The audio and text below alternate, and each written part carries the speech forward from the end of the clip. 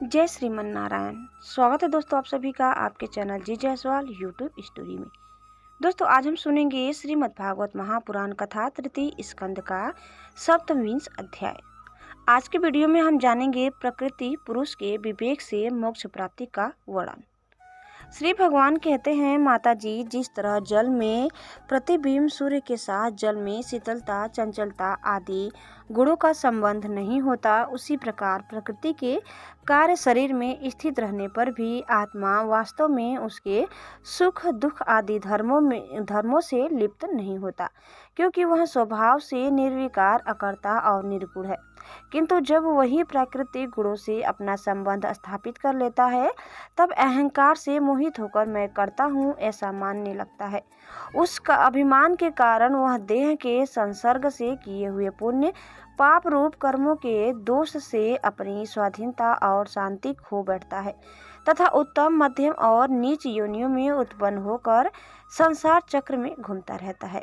जिस प्रकार स्वप्न के पदार्थों में आस्था हो जाने के कारण दुख उठाना पड़ता है, उसी प्रकार भय, शोक, अहम, मम एवं जन्म मरण आदि रूप संसार की कोई सत्ता न होने पर भी अविद्यावश विषयों का चिंतन करते रहने से जीव का संसार चक्र कभी निवृत्त नहीं होता। इसीलिए बुद्धिमान मनुष्य को उचित है कि असन मार्ग में फंसे हुए चित्त को तीव्र भक्ति योग और वैराग्य के द्वारा धीरे धीरे अपने वश में लावे।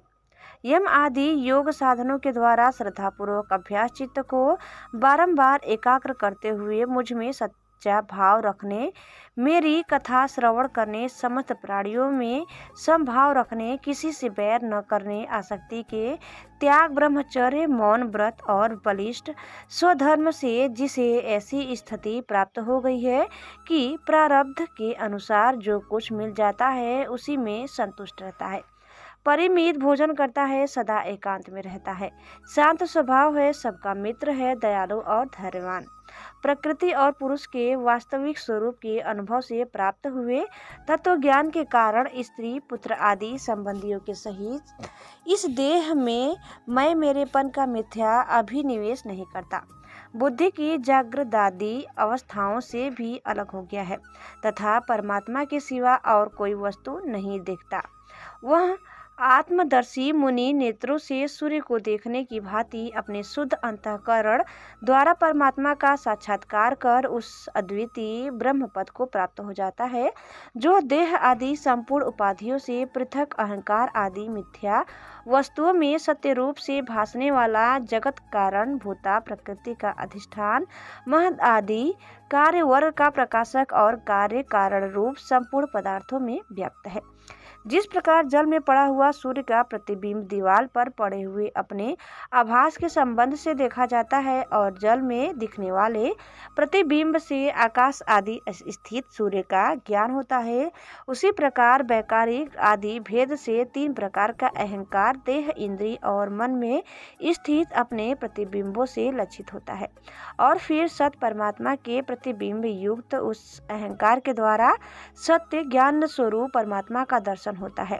जो सुषुप्ति के समय निद्रा से सप्त आदि भूत सूक्ष्म इंद्रिय और मन बुद्धि आदि के अव्याकृत में लीन हो जाने पर स्वयं जागता रहता है और सर्वथा अहंकार शून्य है। अवस्था में यह आत्मा भूत सूक्ष्म आदि दृश्य वर्ग के दृष्टा रूप में स्पष्टतया अनुभव में आता है, किंतु सुषुप्ति के समय अपने उपाधिभूत अहंकार का नाश होने से वह भ्रमवश अपने को ही नष्ट हुआ मान लेता है और जिस प्रकार धन का नाश हो जाने पर मनुष्य अपने को ही नष्ट हुआ मानकर अत्यंत व्याकुल हो जाता है, उसी प्रकार वह भी अत्यंत विवश होकर नष्टवत हो जाता है।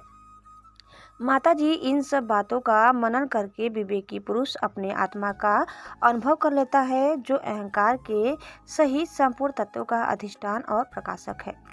देवहूति ने पूछा, प्रभु, पुरुष और प्रकृति दोनों ही नित्य और एक दूसरे के आश्रय से रहने वाले हैं, इसलिए प्रकृति तो पुरुष को कभी छोड़ ही नहीं सकती।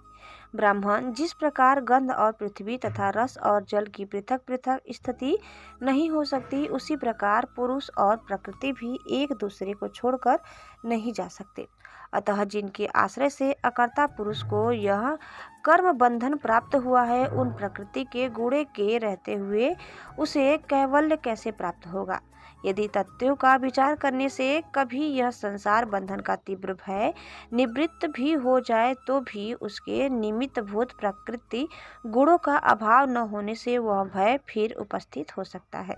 श्री भगवान ने कहा, माता जी, जिस प्रकार अग्नि का उत्पत्ति स्थान अरणी अपने से ही उत्पन्न अग्नि से जलकर भस्म हो जाता है, उसी प्रकार निष्काम भाव से किए हुए स्वधर्म पालन द्वारा अंतःकरण शुद्ध होने से बहुत समय तक भगवत कथा श्रवण द्वारा पुष्ट हुई मेरी तीव्र भक्ति से, तत्व साक्षात्कार कराने वाला ज्ञान से, प्रबल वैराग्य से, व्रत नियम आदि के सहित किए हुए ध्यान अभ्यास से और चित्त की ही प्रगाढ़ एकाग्रता से पुरुष की प्रकृति दिन रात क्षीण होती हुई धीरे धीरे लीन हो जाती है। फिर नित्य प्रति दोष दिखने से भोग कर त्यागी हुई वह प्रकृति अपने स्वरूप में स्थित और स्वतंत्र हुए उस पुरुष का कुछ भी नहीं बिगाड़ सकती।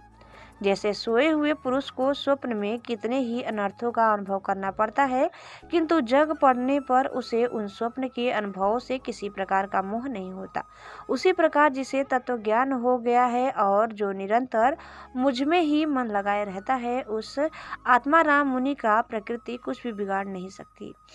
जब मनुष्य अनेकों जन्मों में बहुत समय तक इस प्रकार आत्मचिंतन में ही निमग्न रहता है, तब उसे ब्रह्मलोक पर्यंत सभी प्रकार के भोगों से वैराग्य हो जाता है।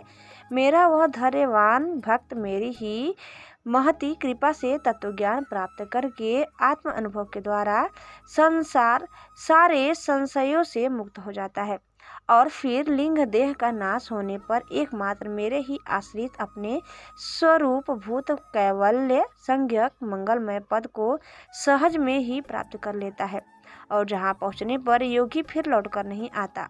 माता जी, यदि योगी का चित्त योग साधना से बड़ी हुई मायामयी अनिमादी सिद्धियों में, जिनकी प्राप्ति का योग के सिवा दूसरा कोई साधन नहीं है, नहीं फंसता, तो उसे मेरा वह अविनाशी परम पद प्राप्त होता है, जहाँ मृत्यु की कुछ भी दाल नहीं गलती। दोस्तों, कथा समाप्त हुआ है। आगे की कथा सुनने के लिए आप दूसरे वीडियो को अवश्य देखिए। दोस्तों, आपको हमारा आज का ये वीडियो कैसा लगा कमेंट करके जरूर बताइए और चैनल में नए हैं तो प्लीज़ इसे लाइक शेयर और सब्सक्राइब करना न भूलें। धन्यवाद। एक बार प्रेम से बोलिए श्री बांके बिहारी लाल की जय। जय श्रीमन नारायण। ओम नमः शिवाय। हर हर महादेव।